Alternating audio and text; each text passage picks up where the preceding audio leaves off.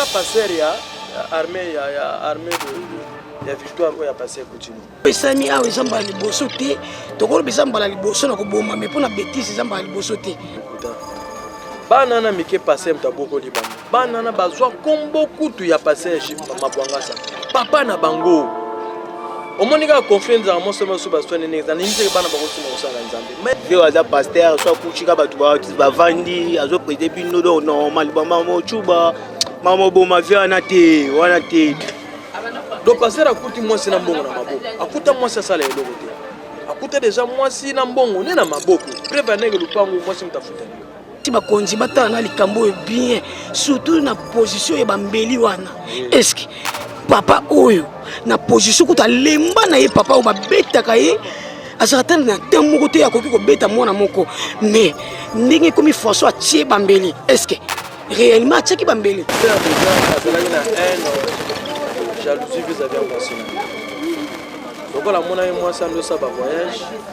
Moi c'est sur na bilo na e à côté ça na ba compagnie. Mais toyoka kike pasteur yemo konda pesa ki 30 millions et pas moi si na ya sala ba wana za lukuta. Maman toyoka ka biyoka yoka te c'est pas bien. Moi moi si on a passer la bala et peut-être moi si na ndako. Abandaka mombongo uta bo mwana. Maman basala ke ba mabe bala disaka bantsala ko beta e ba nini mais vie adozaka ne kaka mais pona zo ba mbeli a chuba bato ate toza na pasi makasi komona age papa oyo akende na prison pour déboucher genre comme na banzela Nadine azali femme commerçante akendaka ba voyage na yo ba mboko ya akendaka Benin akendaka Dubai akendaka pe Chine soka ina biloko na mutu ake Chine soka voyage au découcher parce que baza on anonymité à cause ça kindumba bani ba moi maman ça kindumba ça c'est du mensonge.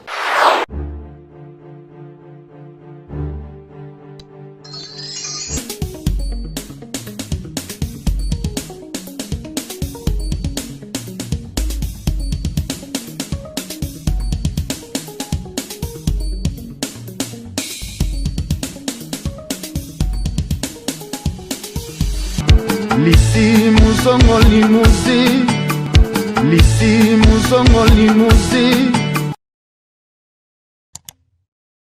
Partie civile, le tribunal va vous accorder aussi la parole pour nous donner aussi votre version des faits. Votre version des faits, les circonstances dans lesquelles les deux dames ont été tuées et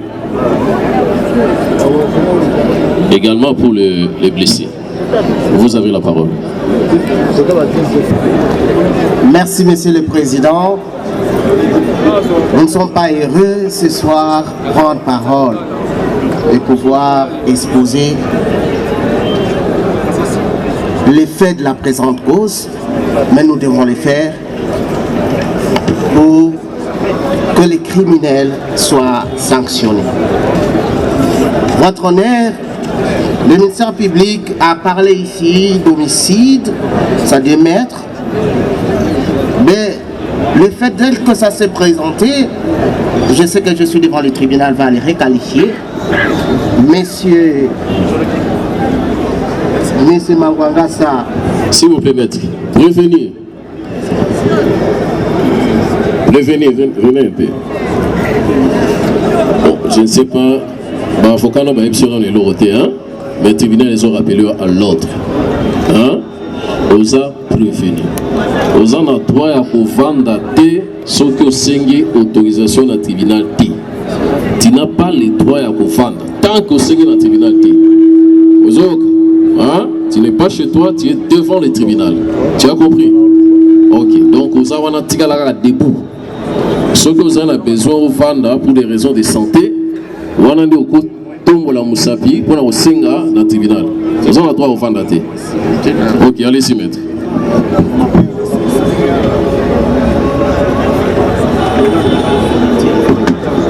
Oui.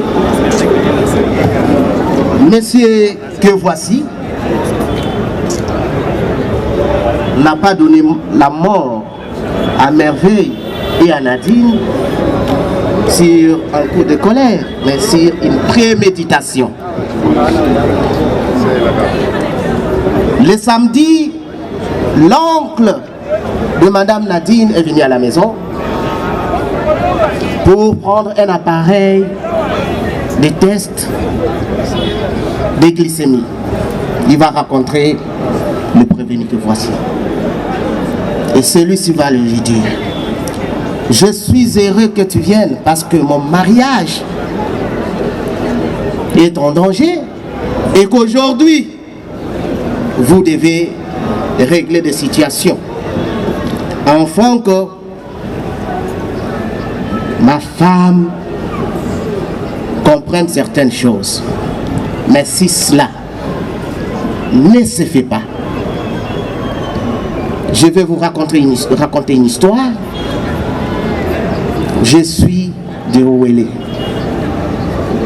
Ici à Kinshasa, je n'ai aucune famille. Avant de venir, quand j'étais encore très jeune, je vis des Méziers, comment on a tué mon père.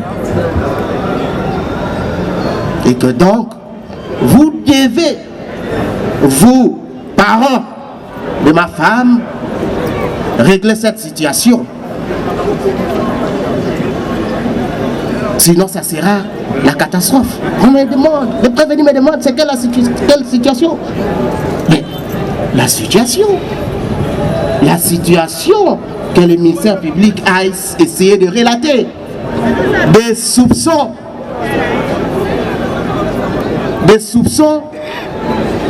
de l'infidélité de sa victime aujourd'hui. Après que l'oncle est reparti,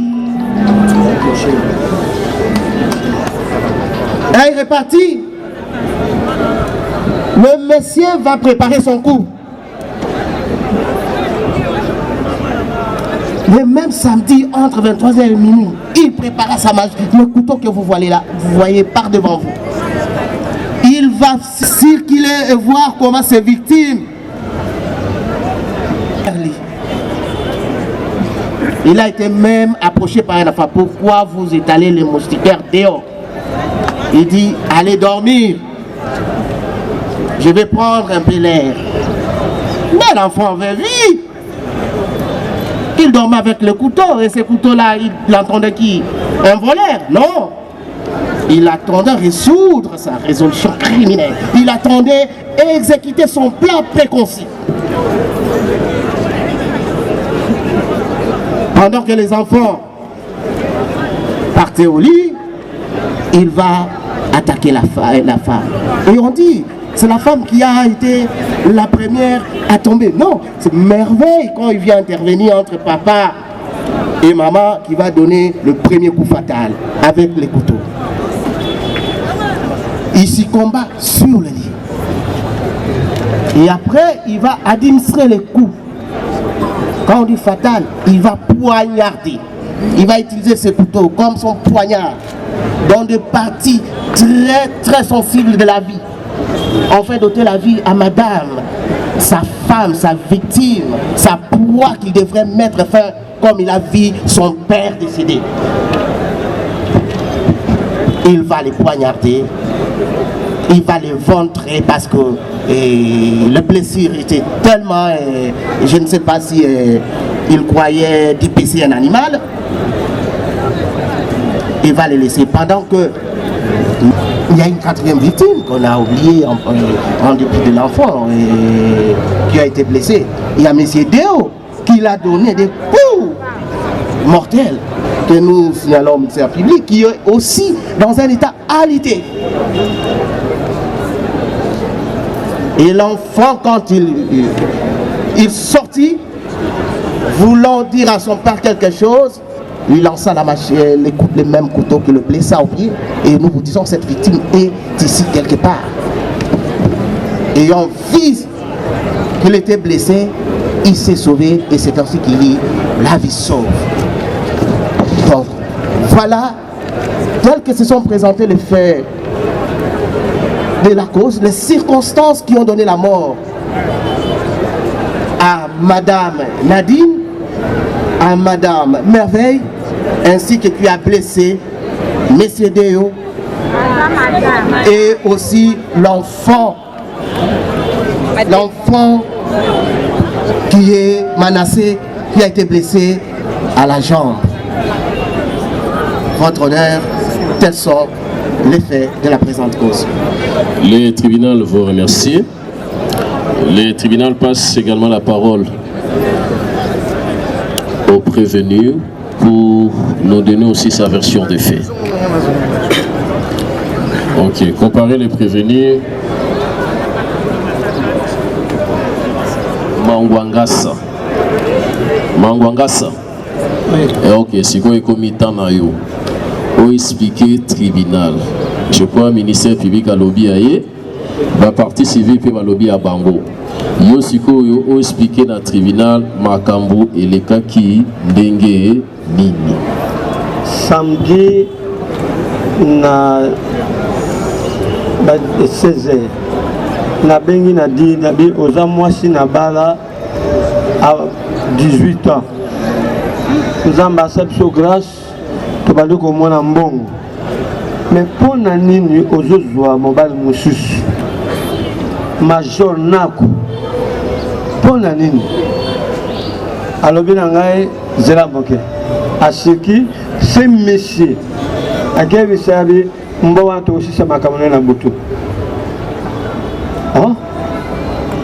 pour na singi mbongo na tika bino na komimbwa ok na bimi na tamana moke vers 19h na ikulala tant na yaki na kopla na tabla ki daja ko luka na mona monsieur pour les petits balais pour que le boum mangai pour que mon langage shooté na kira ngai mais na mona ki shooté vers 23h na ba fungul porta na ba jacat ba za tout le mine ba na manette ya noir na ba chapeau abe mbongo yo ba mona telemi na bi mais si bozo ngo bomanga pour la nini tant azo ba boye mo comme les cobra abimisi mbeli bambeli ngo ami balé bimisi mbeli atianga na kimi sima merveille na kimi sima merveille pas merveille avec makani papa tika makamo tant na mbali balé atie mbeli kana moni mbeli bi c'est chéri na banota la apporter pour ko bima tant na avancer musa telemi sus yo kene wapi yo s'attaquer na biso ngabina zo bima libanda. Alors, moi, je suis sauvé dans la Béli, Béli que soyez à. Il y a mis ça tout na, mais qui n'a qui m'a sauté dans la copine à. Ah, mais moi, je vais ah, si nous pouvons permettre de faire un accès.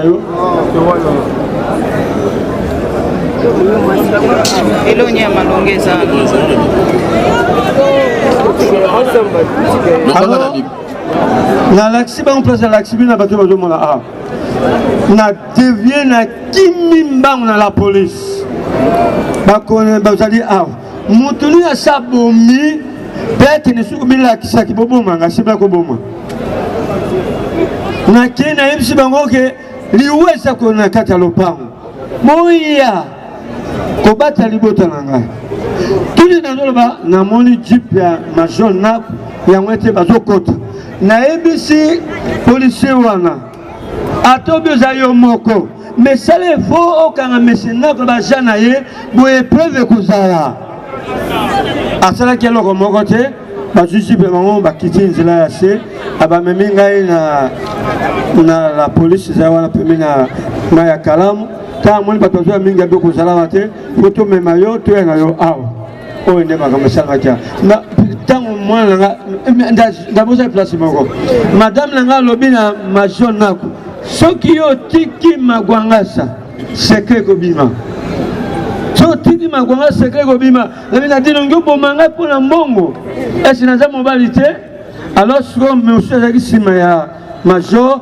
abimisi mbeli na ptia ko laksane tanga nya tanga na plus moi sina tindiki côté ana mbeli moi ça suis pota à la zone de alors on a kimi na quelque chose la police et le temps yaki na awa s'il vous plaît na ba dozo zo kanga temps ba kanya ba photo tobi temps tobi mi awa namoni major nako na miso nanga papa makangi major nako yo na bibokanga ezali na généralement ezali kwa na major nako yo butasali makamo yo nde bazwaki badevie na ye mpe bazwinga baye na ngai na awa nde makambo esamaki yango papa nanga molimo eza papa Coutinho engamo na l'église armée de puissance Aux l'église armée de puissance. Les églises na yomoko. Yanga bon. Yanza ma piscine à gérer. Depuis quand ça pasteur? Oh, c'est depuis na balasses 40 ans. Vous avez 40 ans comme pasteur. Oui. Et puis depuis quand vous avez marié na Mwasina? Depuis quand? Tout ça déjà 19 ans. Vous avez déjà 19 ans. Oui. C'est quoi bana bobotine bana combien? 5 hein? 5. Toi autobote ensemble on a adopté deux avec on a adopté deux oyo adopté.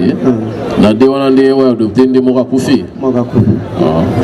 C'est quoi ya kufi? Eza nani? Mwasi na ona nani? Aza wa kufi za deo mabwangasa na nadini mabwangasa.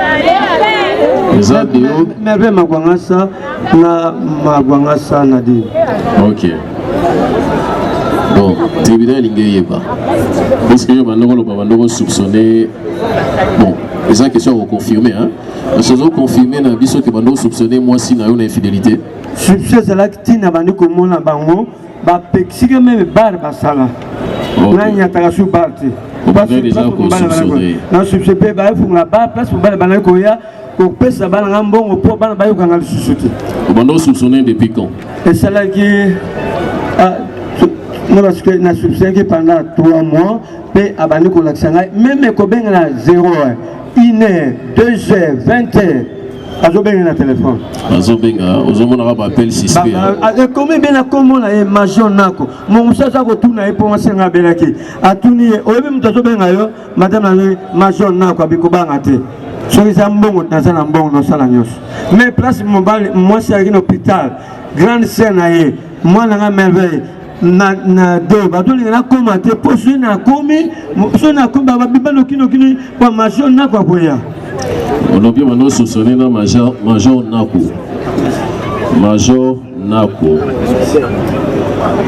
de kombo bande ko mona na numéro de téléphone ya mwasi na yo. Est-ce que vous confirmez dans le tribunal que tout qui est pour y avoir ceux qui major na Congo azanani tout ça? Mais azako c'est président azo benga chéri major nako. C'est même na téléphone lui marqué major nako. Et devant yo pas zo benga oshi azo benga major chéri na yi. Bon, donc abandé ko sala ndengo ano. Yo na motema et là on est maintenant passé dans motema. Ça fait que ça la passe. Bando ça le passe. Bando ça le passe. OK. Suana wake ko arriver à ko so siko likanisi. Ya ko sala ya mwasi na mabe. Passe dans la ko prier la chrétien qui est charisme beti akuma parce que mutu aza sacré. Mutu aza sacré ko. Passe wana kanisa ki démoroté ya ko bomaye. Et là on moko ya kité. Et le deuxième cas dans d'autres pieds qui nzambe ejo ko bon. Siko na passe wana bando solo na nani. Passe na yo wana bando partager wana nani. Passe na partager na intercession na prière. La prière. Oui. O solo na mutute. Na zo bon malidité mwasi na ngai. La prière wana nzamba bando yipsa nini. Oza mosali ya nzambe. Mais me dit toujours que ça ira et que les cas bien. Et que les cas bien. Et ce gars le bien mona qui mien la monter bananga. Pourquoi ce tribunal tant mwasi na kufaki bana il bazali présent. Tangela biso mukolo wana makambolé les kai bana il bazala ki batwa. Na ye ko ka mwasi na ko kufa. Mwasi na yo, c'est là mwasi na bazala ki merveille nana Yesus. Aki Dieu azala ki merveille. Oui, Dieu merveille. Oh na mona ba pour ko défendre ngai. Ezaki nani? Na madame ayaki ye ndaki soko pousser kotindika bango pote ba sala mokala ba. Yebisa biso et ça maki d'abord na yoni. Ayaki à partir de 23h to ke ba minuit. 23h to ke ba minuit. Oui bisa biso na tango wana banani bazalaki. À part moi si na yo auto ebika kufi na merveille na ni susa zalaki wana. Na tika na bato mususu ti.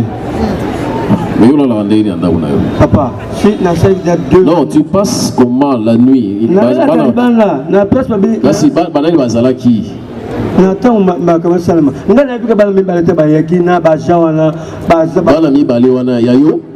comment était bas dans la mingi? Basa banani, comment on a? Deux on a merveille. Deux on a merveille. Merveille d'un profit. Deux aussi quoi. N'habite n'a aucun sang il y a merveille si quoi. Ça on a eu qui ni. Non, merveille de qui ça profite. Bon à Dieu. N'habite place de aujourd'hui. Oui, place à santé. N'habite. Mais je vais quitter. Même comment bailler sur place bon à Zali, il a habité place de Zali. Alors Manassé. Manassé moi nangai butu iye moi nanga bimakazo ata suba 1-0 na azalaki na mona qui était pour moi nanga abimaka. Je dis la vérité ba solo moi na zonga ba 0-1. Azonga ba 0-1. Amukolo. Siko mbeli ozomona na miswa. Tala na mbeli on. Les mbeli anani. Na musiko ozomona te. Bon, on peut soulever ça. Dans la musique, aux homonatés. Bien, Yagotala, Poussana, Yagotala.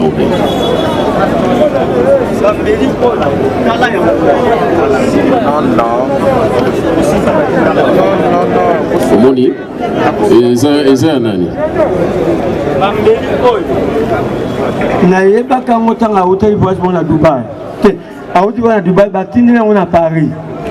A joué un bambélia au tech, et comme on a raté un jour prié pour l'envoi, à quel personne a bouti mon côté Soukawa. Ok. Ce que tu comprends, les abambélis, moi, si nayo, à hôtel on a Dubaï, ok? Oui. À hôtel Dubaï, bâtiment on a Paris. Bâtiment on a Paris. Donc en fait, tu dois comprendre que bambélo yo, moi, si nous on a raté un d'accord, oui. Ok. Bon, yo, on explique que son dernier yo lobby que. Quand vous expliquez biso makamwele kende ni ozolo baké un certain major mtabisa kimbeli oyo nga na yebi kunati elo na yebi sikoyo tango bani ko menacer ngai tobo ite tribunal lobi boy po yimo zela malembe dans le tribunal le PCO parole dans le PCO maître les avocats, je crois il faut éviter les délits d'audience. Hein? Laissez les prévenus parler calmement. Hein? Pour raison de sécurité, je vous conseille de rester un peu à l'écart. Mettez-vous à l'écart un peu. Laissez les prévenus seuls. Il est là devant sa propre responsabilité. Vous l'assistez uniquement. Mbeli wana au lobby, moi si na omta ki na ngo. Dans le tribunal le pesa ki o maloba, o loba yeke. Mbeli oyo un certain bateau baya ki wana, moto moko bimisa ki yango, ponde a agressé yo. OK? Alors, comment on peut expliquer tribunal? Mbeli Zela, Mbele, moi si non Kinango, en même temps Mbeli, Moutoumousou soit Kinango. Tribunal les autres comprendre. Ce qui dit moi si n'a pas qui m'ont Kobenga bato basalanga mabe. Alors le ko pekisa ko bakinaza bambeli aboshi mbeli obosabado. Donc on pense que moi si na yo azala mbeli muso pesa bango te.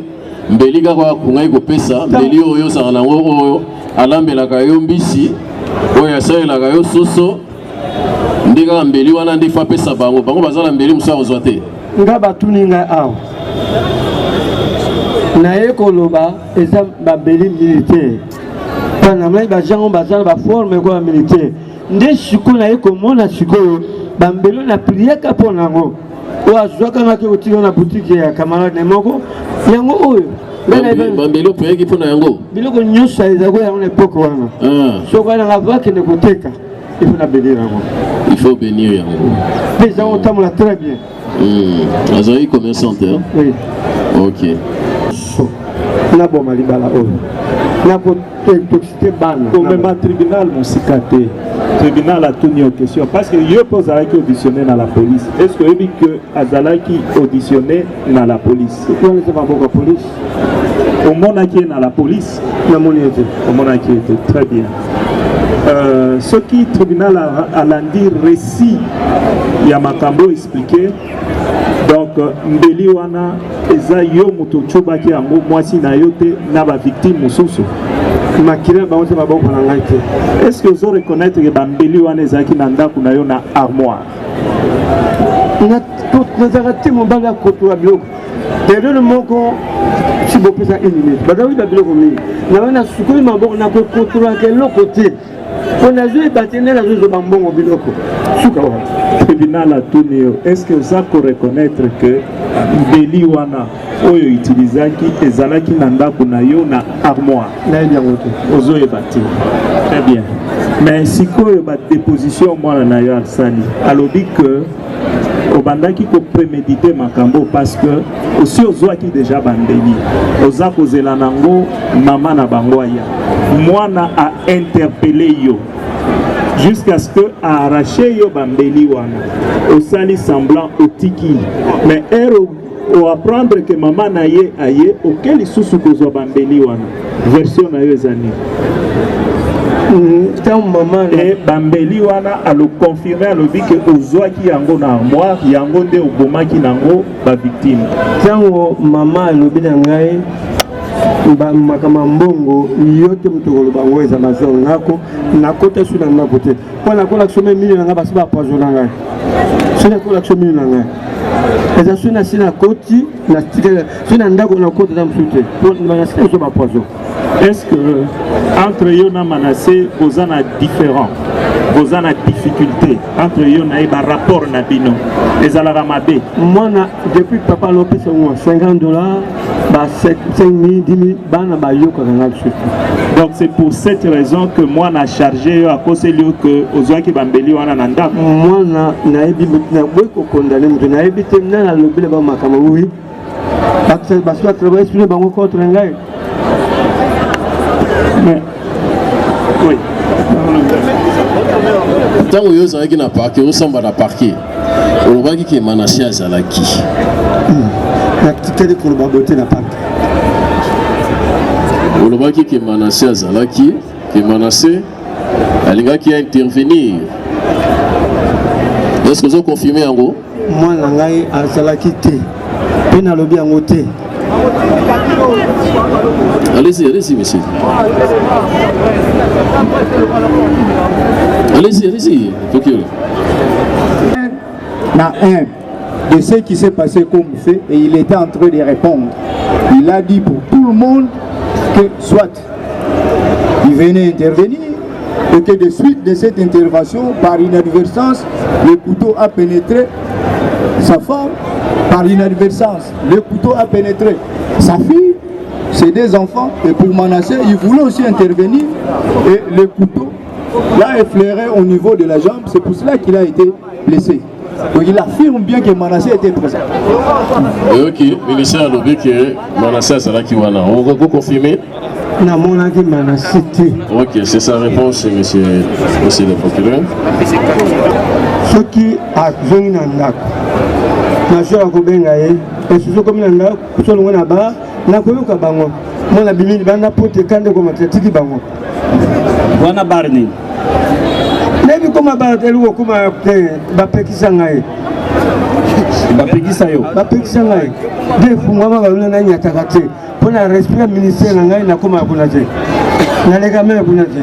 Est-ce que okoki pe koloba na tribunal que wana yo moko okendaki tina bar ya mwana na omerveille koluka mwasi na yo soki azalaka vivant vers 19h soki azalaka na bomo elingi alobela ngai osambaki bongo devant le parquet na parquet non papa non nasambaki bongo te batuninga mpe question ya bar te. Est-ce que okoki mpe kolobaki mwasi na vers 22h? Moi, si nangai depuis que cela qui est à 16h, à Kenaye, nae comme le moi si nangai à 23h, na major nako na 4 éléments. Ok. Et la zongaki réaction na yo zaki nini réaction na epeza ki nini tango ya zongi na ba famille mais c'est un bateau qui va rester en noir, biloko moko bizarre, baza ko avancer contre yo na butu, pour la couranté. Au ça n'a pas paniqué.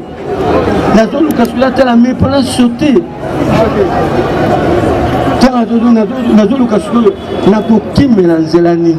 Est-ce que Oyebike devant les moi si nayo à zone vers 22h yo Oyebi boye Nadine, pourquoi n'a-t-elle pas cessé avec cette habitude? Elle m'a insulté à Lingala, tata nayo, maman nayo. Je me suis décidé d'aller dormir. Est-ce que Zach Bongote? Na bada ko éviter na mbelo ko montre pour la kisi na puis à papa to sola ki ke lo ki apoya. Na le beni lo ko mon côté pour na garder calme na ngai. Pour na sola ki na papa ba respecter ka pe après ça na promesse que et poser la malamu. Yo sozu repose la malamu. Comment que je peux dire?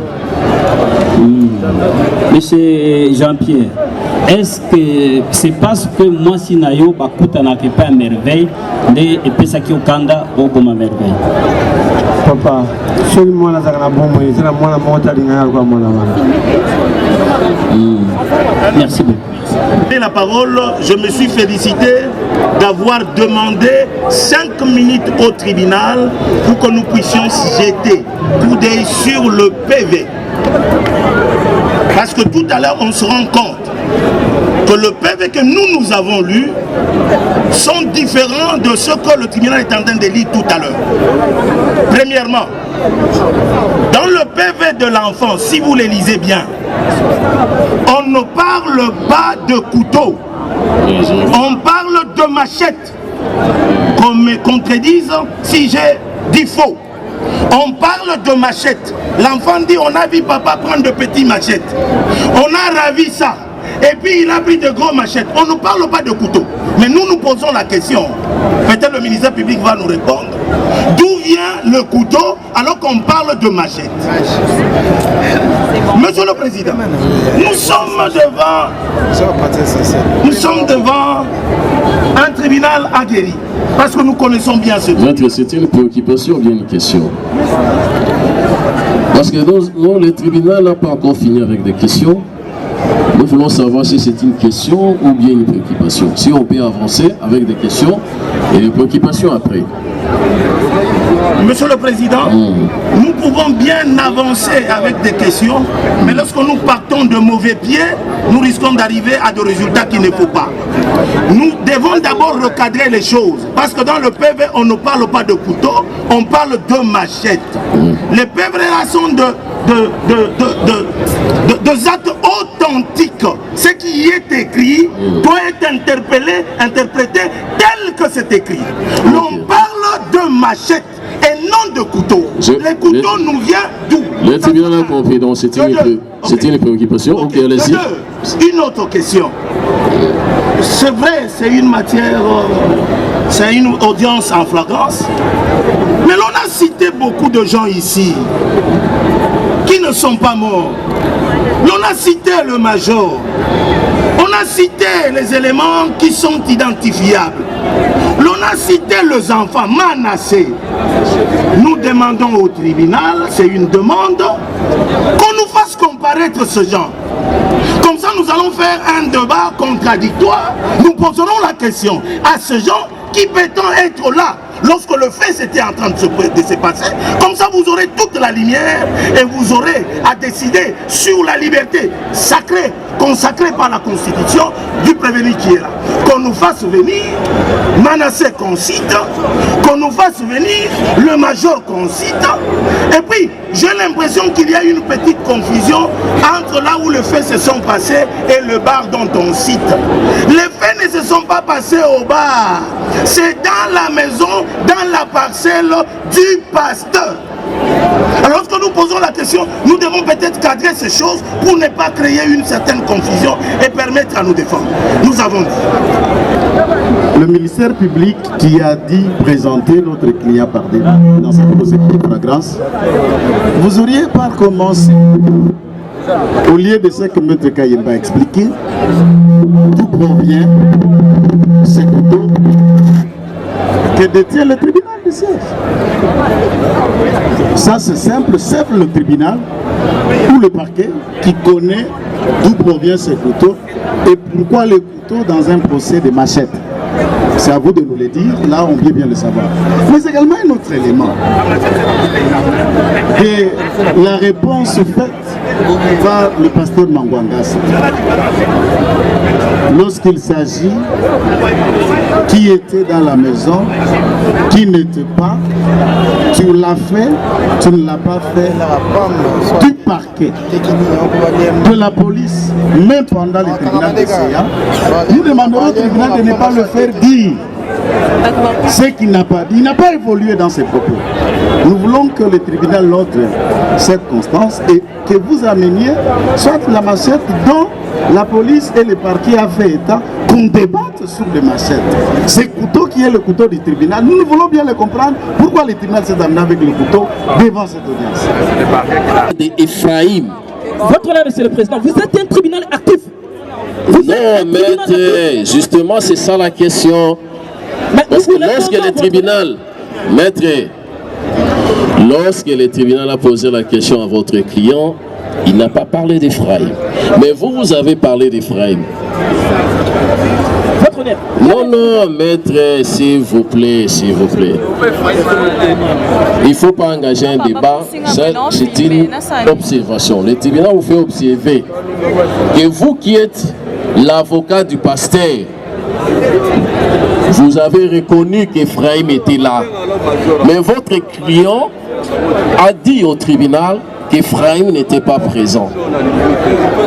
Votre honneur, quel sera l'incident si jamais votre tribunal arriverait à... C'est une observation, maître. Merci, votre honneur, nous avions... Vous êtes avocat, vous êtes juriste. Merci, votre honneur, nous avions... Vous savez pourquoi le tribunal vous a posé cette question?